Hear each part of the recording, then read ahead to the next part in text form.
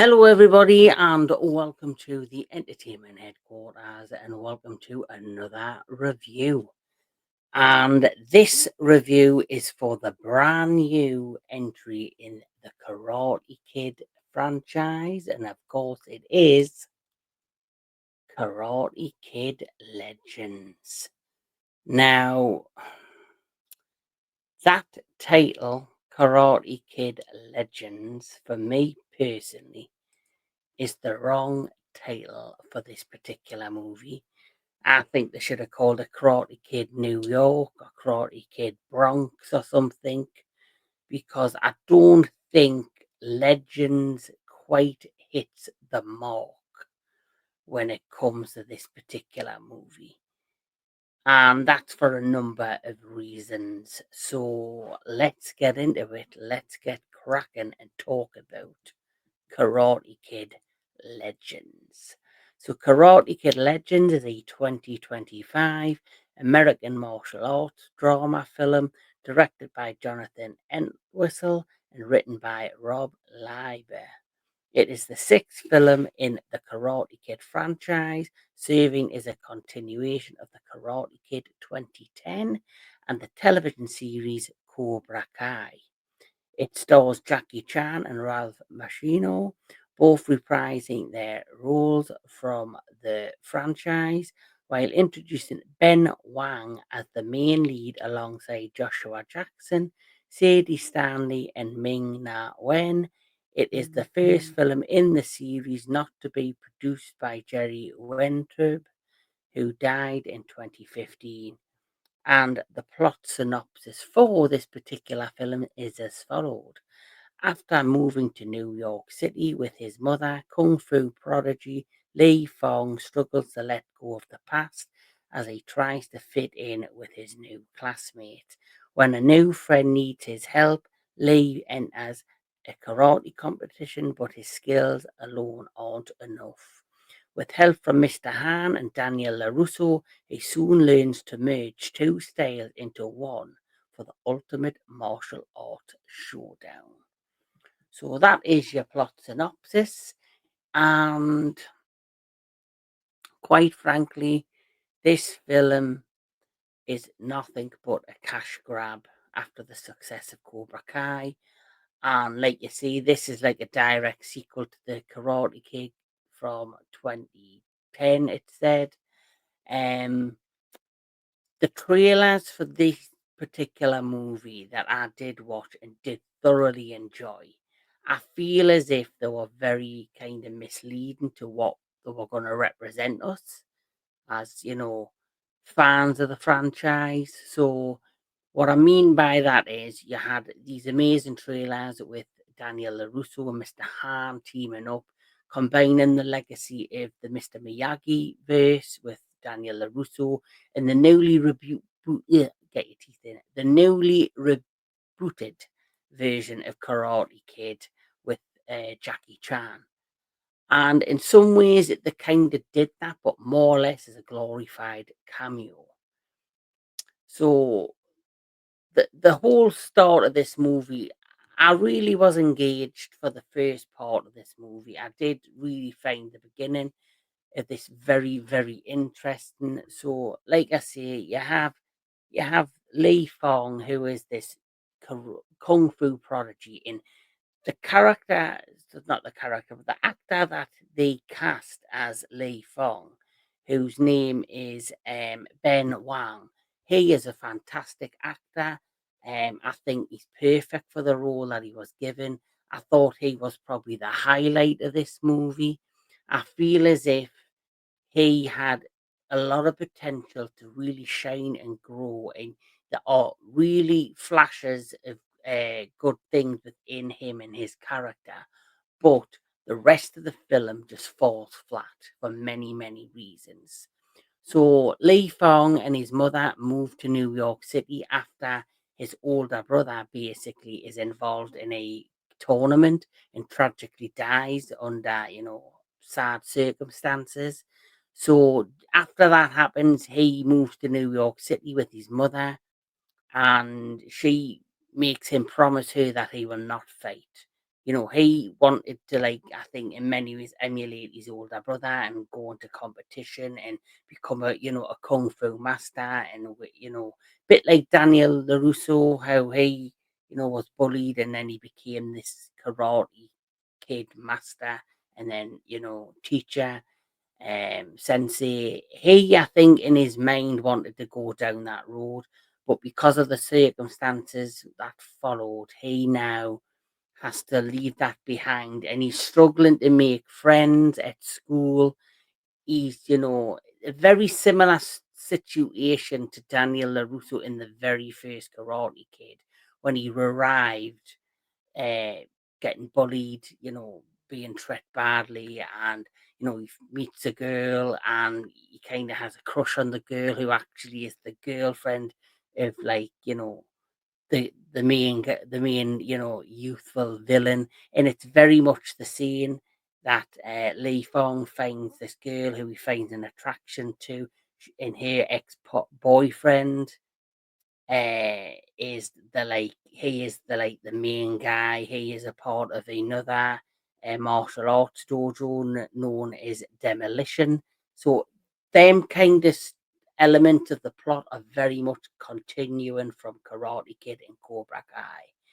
The difference with the plot is they then introduce her father, who owns money to a loan shark, and he's a boxer and he owns a pizzeria that if he doesn't pay the loan shark back, he is going to basically lose his business. So Lee Fong decides to train her father in different, ways to protect himself, duck dive, all this, and it's given him something. It's given him like this, passion again. He's getting to fulfill kind of what he would love to do, but without him fighting himself. And in the end, things go terribly wrong, and he, in the end, has to then enter this tournament to take on eventually the main bad guy who was also, the dojo Demolition is owned by the loan shark, who obviously uh Maya's father owes the money to. And so basically that is your story. And the the thing with this particular movie is that it has flashes of elements of things we've already seen and done in Cobra Kai and Karate Kid. So it has the basic setup. It has, the basic setup with these characters, and then it features, so much happens at the beginning of this movie that I was really getting myself invested into it, and it felt like a completely different take and a different kind of look into the world of the Karate Kid. I liked how this young uh, kung fu student was now teaching somebody else in the ways of protecting himself, in the ways of, being able to, like, still have his passion without actually being involved himself. I found those parts of the plot great, but then it felt as though we got to the halfway mark of this movie that decided, well, guess what? Cobra Kai is so popular. We need to bring in Daniel LaRusso. Guess what? We'll bring in Mr. Han, we'll bring in Jackie Chan. It'll boost the story, it'll boost what's going on screen. And for me, they both just became a glorified cameo. And everything that they started building, they threw away and turned the plot into a completely unoriginal, nothing new, nothing refreshing story that we've seen 100 times in Cobra Kai and the Karate Kid. Once they bring in Daniel LaRusso and Mr. Han, the plot with the father who he was training goes away.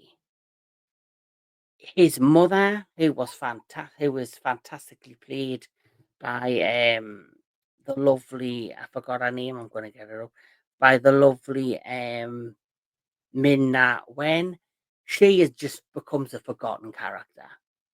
She is literally just left to the floor and doesn't have anything to do, especially after, her strong beginning of, you know, losing her older son, moving to New York to begin this new life, wanting her son to have a fresh start in America and learn, and teach karate, well, not teach karate, but just make new friends and build something fresh there. She gets left to the side. Um, Everything else then focuses on the two cameos of Mr. Han and Daniel LaRusso. And it's probably, they could have done so much more with them.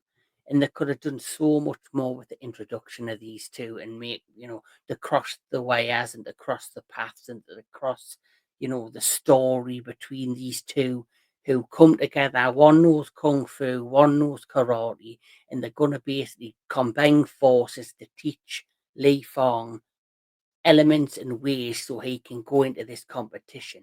But anything that was got me engaged at the beginning of this movie was taken away. And I found that so frustrating. So frustrating. When I was starting to really get involved in this movie and I thought, oh well, this is a different take on Karate Kid. This is something new where the student is teaching this older guy, and then we'll just throw that plot away and we'll just make it basically a glorified, big budgeted episode of Cobra Kai. But even when they tried to do that and they have this mini build up, when it came to the tournament itself was just wasted. There was a little bit of build up, there was a little bit of a montage, and then when the tournament begins, it blink and you miss it. And it was, especially with these characters that they introduce, there's a lot of strong, interesting characters that were just left to the wayside, which I found, like I said, very frustrating. So Cobra Kai, and the Karate Kid franchise, this for me could have been a made for Netflix film. This didn't have to go to theaters. And, this should have went straight to Netflix. And I think, people would have watched this on Netflix and would have, whether it got positive reviews or positive feedback, they would have probably been more pleased with seeing this on Netflix than paying money to see it in theaters. And I wish I had seen it on Netflix or on streaming because it's not strong enough to be a theatrical release, in my opinion. Um, the name itself, Karate Kid Legends, is a bit of a disappointment because when you're given this film a title like that and you're introducing Jackie Chan, Mr. Han, you're introducing the character of Daniel LaRusso, you would think that the plot would be meatier. You would think that their introduction to one another, their connection, whatever they're going to bring to screen, would be a lot stronger and deeper to, solidify the name Karate Kid Legend. But unfortunately, that just doesn't hit the mark. Um, in the things that them two particularly do throughout the course of the movie, when they're doing the training, which only happens in the last, say, 20 minutes of the movie, like their two characters are basically glorified cameos, like I said before. And when they do eventually team together to teach Li Fong, it's nothing anything that we've seen before. It's nothing new. It's everything we've seen before from Cobra Kai and from the Karate Kid franchise. It doesn't bring anything new or refreshing. So because of that, that's why this film is nothing but a glorified cash grab. I feel as if with the first element of the movie, it started off as a different movie. And then as it progressed and got to the, 10, probably 15 to 20 minutes in, somebody turned around and, well, have you seen the success of Cobra Kai? Have you seen how big Cobra Kai is becoming? We need to keep the momentum and keep it fresh, and let's keep making that dollar off the back of Cobra Kai. So they decided to add the character of Daniel LaRusso, where I think this would have stood a stronger chance of being bigger and more successful or stand out for all the right reasons if it basically featured maybe just the character of Mr. Han and they continued that story with Li Fong and the father who is fighting this loan shark to keep his pizzeria open. And then, they could have done it where Li Fong has done everything he possibly can to train this guy at the same time as defending himself from these bullies. But it gets far too much for him. So he's the one that reaches out to Mr. Han. And they could have brung Mr. Han in to teach both of them the ways of kung fu in self-defense and made it a stronger film. And then maybe after that particular movie, moved on to the next movie, which they could have legitimately made Cobra Kai, sorry, not Cobra Kai, Karate Kid Legends off the back of this particular movie. But the fact that they've had to quickly pull it together, two different stories, I feel that they've merged together to try and basically make a quick buck. It's very disappointing. Um, but you know, the most positive thing I will say is Ben Wang. I think he was the perfect choice to play Li Fong. I generally think he is excellent in this, and I feel like he's been wasted. I feel sorry for him that he was such a good actor and delivered such a strong person, and he was such a likable character. But he's just literally been wasted in such a mediocre movie. They should have made this and give this movie a little bit more bite. And as for, like I say, Ming Na Wen, she literally started off strong and was just left to the wayside.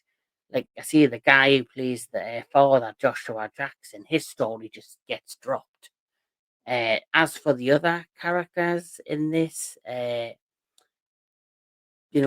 Sadie Stanley, who plays the love interest, she basically gets forgotten. And this guy who played the villain, I feel as if it was like a young Terry Silver, just his look alone, being the head student at the demolition dojo. I feel as if they were just trying to create a younger version of Terry Silver with the look, but then just like Johnny Lawrence, he's a turmoil kid who then, if you get to see this movie, you'll see what happens. Uh, but yeah, so much potential wasted, and it doesn't justify being called Karate Kid Legend. It should have been called Karate Kid New York City or Karate Kid New York, because there's nothing legendary about this particular movie. Cobra Kai is the legacy of the Karate Kid, and there's talks of doing spin-offs from that show. I just hope that they give the new spin-off, whatever it'll be, a bit of meat to it. So with that said, like I say, me most and the only positive thing I can honestly say that I loved about this film is the character of Li Fong, and Ben Wang, who plays him, does a brilliant job as such a convincing character. But the rest is just a waste and a cash grab. So because of that, I'm gonna give this movie just a 5 out of 10. There's not much action in this either. So it's not like you're going to get like Cobra Kai fight sequences like you did in that show. It's pretty much disappointing in that area as well. So I am sad that this has turned out not to be the movie that I wanted it to be. But you win some and you lose some. But 5 out of 10 for me. Let's just hope if this is, if they're all gonna continue and they do a sequel or another follow up, they're gonna have to make it meatier, and they're gonna have to try and do something that delivers and give us something unique and different, because it felt like carrying on with the same pattern and the same kind of story we've seen and heard a million times. Uh, but I hope that it's not the end of Lee Fong as well. Well, that's just my opinion. You let me know in the comments below what you thought of Karate Kid Legends, or AKA, in my opinion, Karate Kid New York City. and let me know. Until next time, keep on enjoying all things entertainment, and I'll catch us all at the next one.